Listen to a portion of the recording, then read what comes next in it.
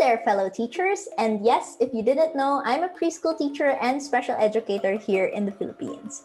So since Halloween is coming up, I decided to make 2 digital activities that you can present to your students in your online class. So these activities are meant for students in kindergarten or in preschool, since that's the level that I teach. But I guess you can also share or do a similar activity like this for those teachers who teach older students. Oh, and by the way, I am giving them away for free just to help all of you teachers out there. You can find the links in the description down below. So for the first activity, which is on Google Slides, you can just click the link, make a copy for yourself, open your Google Slides, and click present. Basically, what you're going to do is ask your students to bring out a sheet of paper or a whiteboard or an LCD writing board, since those are a thing nowadays, which is great because we're saving paper.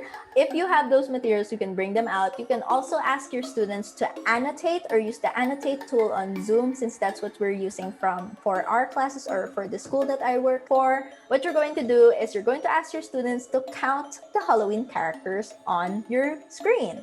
So for example, these monsters, you can even use the annotate tool to count along with your students. Let's count together. 1, 2, 3, 4, 5, 6. So you can either ask your students to write their answer on their LCD boards, their whiteboards, or their paper, or if your student is old enough or clever enough to use the annotate tool on Zoom, you can also ask each student to write their answer here on the box, or you could ask them to raise their answers first, and then you can write the correct answer here on the box. So let's just write number 6. You could do whatever strategy you can think of for your class. Since my students are really young and most of them don't know how to use Zoom, we usually do the paper or board method. Each of them received an LCD writing board from one of their classmates for their birthdays. So that's what we usually use in class. So I would ask them, okay, everybody, count the Halloween characters or count the monsters on screen. And then I'll say, okay, is everybody ready? Raise your boards in 3, 2, 1, go. And everybody will raise their boards. And then I'll say, okay, let's see the correct answer. Let me just show you the characters that your students will be counting in this Google Slides that I created. So monsters, ghosts, jack-o'-lanterns or pumpkins, a haunted house, Frankenstein's head, bats, witch's hat, spiders, spiderwebs, and skulls. Okay, so the next digital activity that I'm going to show you is in a site called Boom Learning. So if you haven't heard of Boom cards, they're basically online games that teachers or parents create specifically for their students or children. Boom has been really helpful in my tutorials, since my students usually use a tablet or a phone.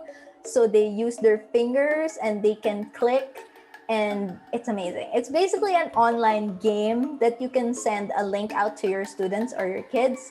I'm gonna show you the one that I made now. Here's the game, spot the difference. So I recommend you tell your student the rules here at the start, because there are no descriptions later on. It's just the game. So if you're ready, you can click the next button here.